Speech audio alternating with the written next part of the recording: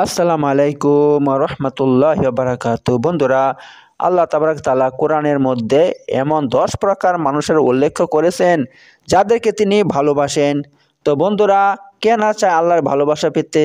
আর আল্লাহ যাদেরকে ভালোবাসবেন, আপনি কি কল্পনা করতে পারেন যে আল্লাহ তাআলা তাদেরকে দুনিয়াতে খারাপ অবস্থায় রাখবেন অথবা আখেরাতে তাদেরকে জাহান্নামে নিক্ষেপ করবেন? কখনো না, কখনো না।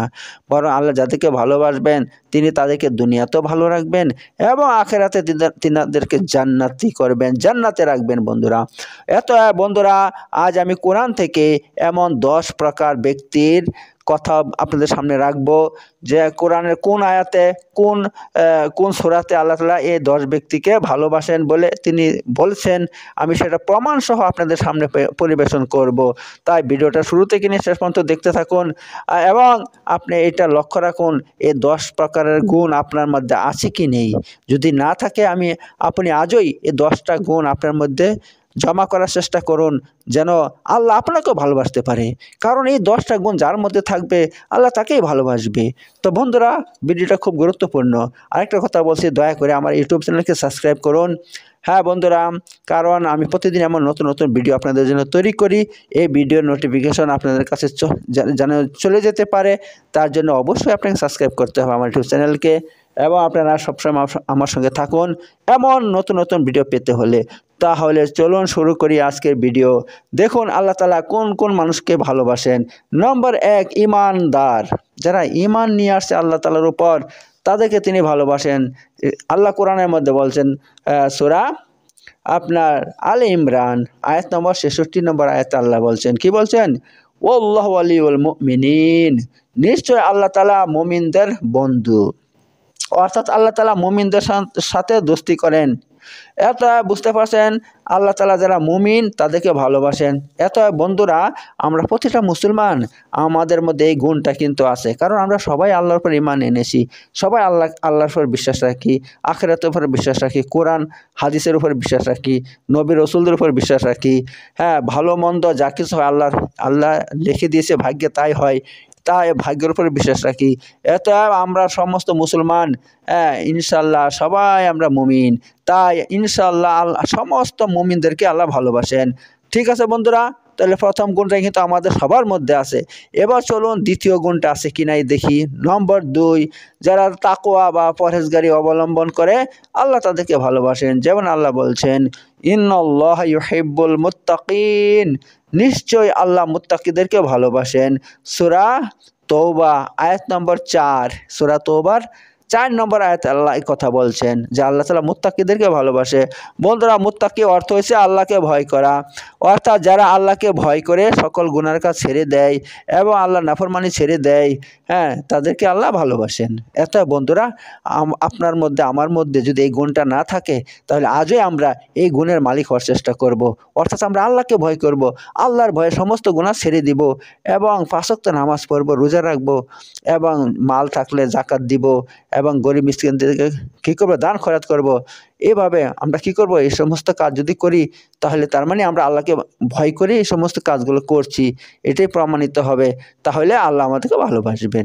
নম্বর 3, যে ব্যক্তি রাসূলুল্লাহ সাল্লামের ইত্তেবা করবে আল্লাহ তাদেরকে ভালোবাসবেন।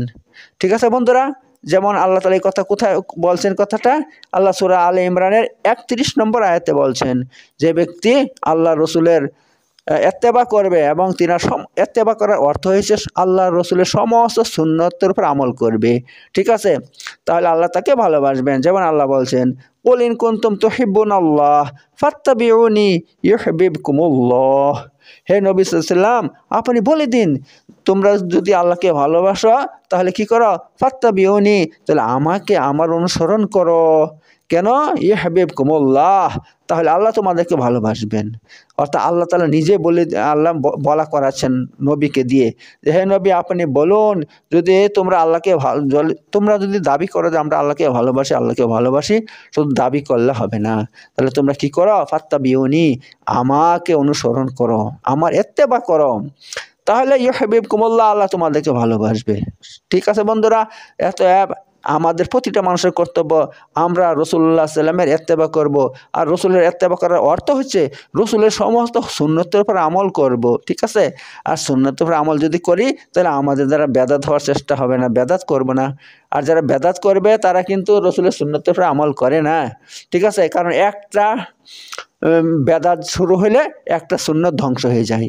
কারণ সুন্নতের মোকাবেলায় রয়েছে, বিপরীতে রয়েছে বেদাত, আর বেদাতের বিপরীতে রয়েছে সুন্নত। আপনি বেদাতে আমল করলে সুন্নত ধ্বংস হবে, আর সুন্নতের উপর আমল করলে বেদাত দুনিয়া থেকে ধ্বংস হয়ে যাবে। অথবা আপনি দেখুন কোনটার উপর আমল করবেন।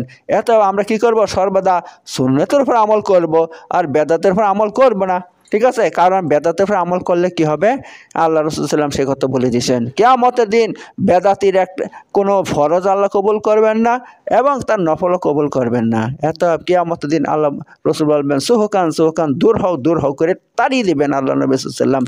এত আমরা দুনিয়াতে কোনো বেদাতি কাজ করব না, একমাত্র সুন্নতের উপর আমল করব বন্ধুরা। তাহলে আল্লাহর ভালোবাসা আমরা পেয়ে যাব ইনশাআল্লাহ। নম্বর 4, ঠিক আছে বন্ধু, 4 নম্বর এটা।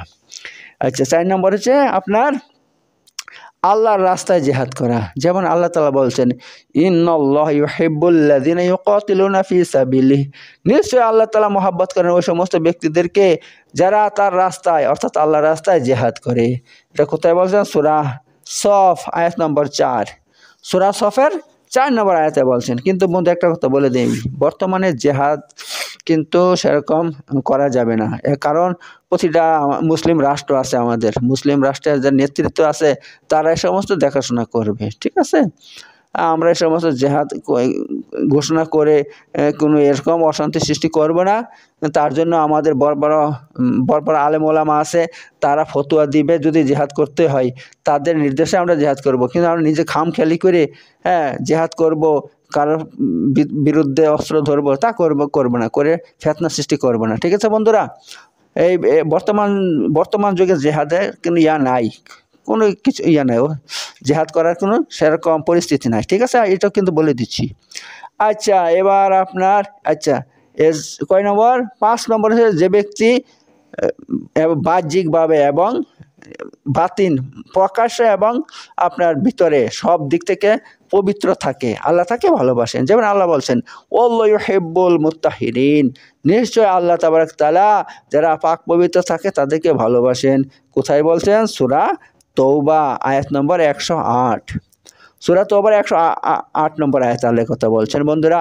তো দেখতে পাচ্ছেন যারা পাক পবিত্র থাকে তাদেরকে আল্লাহ তাআলা ভালোবাসেন। শুধু তাই নয় বন্ধু, একটা ঘটনা বলে দিচ্ছি। আল্লাহ নবী সাল্লাল্লাহু আলাইহি ওয়াসাল্লাম যখন মেরাজে গিয়েছিলেন তখন তিনি কিন্তু জান্নাত জাহান্নাম সব ভ্রমণ করেছিলেন, সবাই জানি আমরা।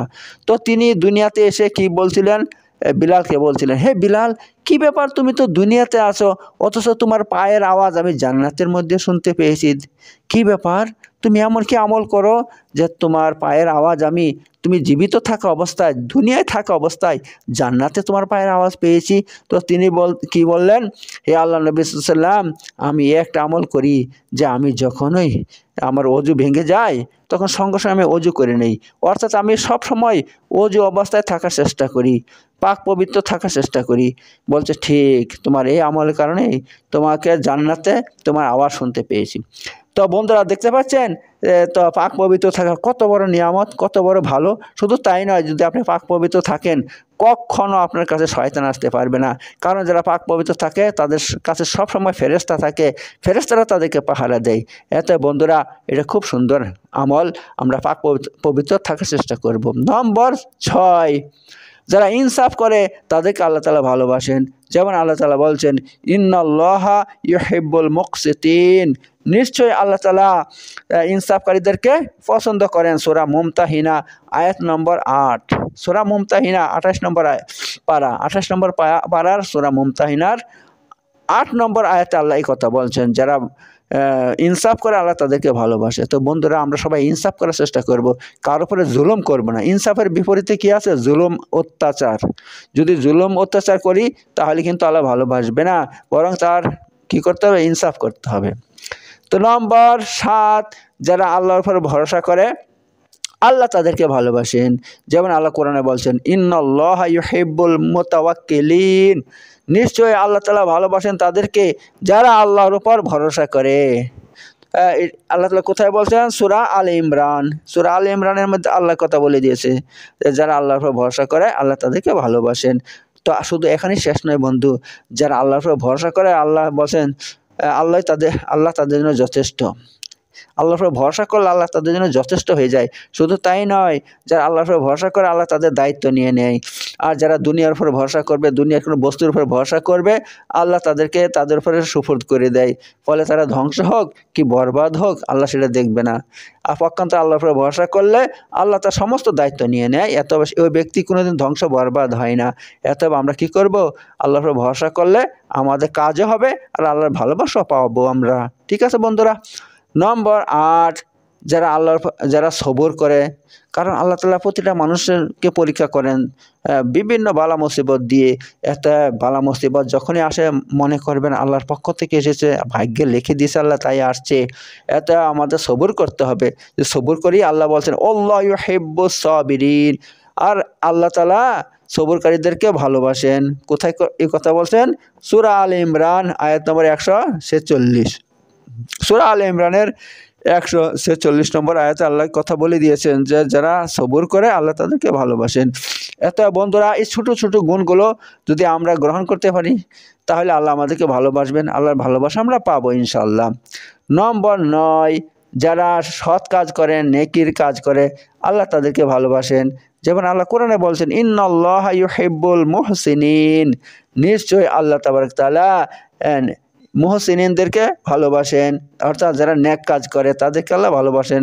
এটা আল্লাহ কোথায় বলছেন? সূরা বাকারা 195 নম্বর আয়াত। সূরা বাকারার 195 নম্বর আয়াতে আল্লাহ কথা বলছেন যে আল্লাহ যারা নেক কাজ করে তাদেরকে ভালোবাসে। এত বন্ধুরা, আমরা আজ থেকে নেক কাজ করার চেষ্টা করব। নেক কাজ শুধু এই নয় যে নামাজ রোজা পড়বো, মানে সব ভালো কাজ করব। নামাজ রোজা তো অবশ্যই পড়তে হবে, নামাজ রোজা পড়তে হবে, ইত্যাদি করতেই হবে। তার সঙ্গে আমরা কি করব? মানুষের সঙ্গে ভালো ব্যবহার দেখাবো, হ্যাঁ, আর জিকির আজকার বেশি করে করব। তারপর আপনার কি করতে হবে? কোরআন তেলাওয়াত করতে হবে, ইত্যাদি ইত্যাদি যদি আমরা করি তাহলে আমরা কি হব? নেককারদের অন্তর্ভুক্ত হব। আর নম্বর 10, যারা তওবা করে আল্লাহ তাদেরকে ভালোবাসেন। যেরকম আল্লাহ কোরআনে বলছেন ইন্নাল্লাহা ইউহিব্বুত তাওয়াবিন, নিশ্চয়ই আল্লাহ তওবাকারীদেরকে ভালোবাসেন। কোথায় আছে? সূরা বাকারা আয়াত নম্বর 222। সূরা বাকারার 222 নম্বর আয়াতে আল্লাহ এই কথা বলে দিয়েছেন যে আল্লাহ তাবারক তাআলা যারা তওবা করে তাদেরকে ভালোবাসেন। তো বন্ধুরা, আমি আপনাদের সামনে এমন 10টা কোরআন থেকে 10টা ব্যক্তির উল্লেখ করলাম যাদেরকে আল্লাহ তাআলা ভালোবাসে বন্ধুরা। তো এই 10টা গুণ যাদের মধ্যে থাকবে তারা হচ্ছে সৌভাগ্যবান ব্যক্তি। তারা সৌভাগ্যবান ব্যক্তি, তারা আল্লাহর ভালোবাসা পাবে। অথচ এই জিনিসগুলো খুব ছোট ছোট জিনিস, এই গুণ আমাদের মধ্যে একত্র করার চেষ্টা করবে বন্ধুরা। তো বন্ধুরা, আমি ভিডিও আর বেশি বড় করবো না, এখন শেষ করছি। আর আপনারা যদি এমন ভিডিও প্রতিদিন দেখতে চান তাহলে অবশ্যই আমার ইউটিউব চ্যানেলকে সাবস্ক্রাইব করে রাখুন। কারণ আমি প্রতিদিন আপনাদের জন্য এমন নতুন নতুন সুন্দর সুন্দর ভিডিও আমি আপলোড করে থাকি আমার ইউটিউব চ্যানেলে। তাই এমন ভিডিও পেতে হলে আজই আমার এই ইউটিউব চ্যানেলকে সাবস্ক্রাইব করে রেখে দিন বন্ধুরা। ঠিক আছে বন্ধুরা, তো আর বেশি কিছু বলবো না। আমি যা কিছু বলি কোরআন এবং সহিহ হাদিস থেকে বলি, এটি হচ্ছে আমার বিশেষত্ব। আমি আজে বাজে কথা বলবো না। আর এমন আমল তুলে ধরবো যেগুলো কোরআন হাদিস থেকে প্রমাণিত, অর্থাৎ আল্লাহ এবং তার রসুল বলেছেন, যার ফজিলত আল্লাহ এবং রসুল বলেছেন সেরকম আমল আমি আপনাদের সামনে তুলে ধরি। তাই আপনারা এই সমস্ত ভিডিও পেতে হলে অবশ্যই আমার ইউটিউব চ্যানেল সাবস্ক্রাইব করে রাখুন। ইনশাআল্লাহ প্রতিদিন এমন ভিডিও তাহলে আমি আপনাদের সামনে পরিবেশন করব। ঠিক আছে বন্ধুরা, সবাই ভালো থাকবেন। আবার অন্য ভিডিওতে কথা হবে। আসসালামু আলাইকুম ওয়া রাহমাতুল্লাহি ওয়া বারাকাতুহু।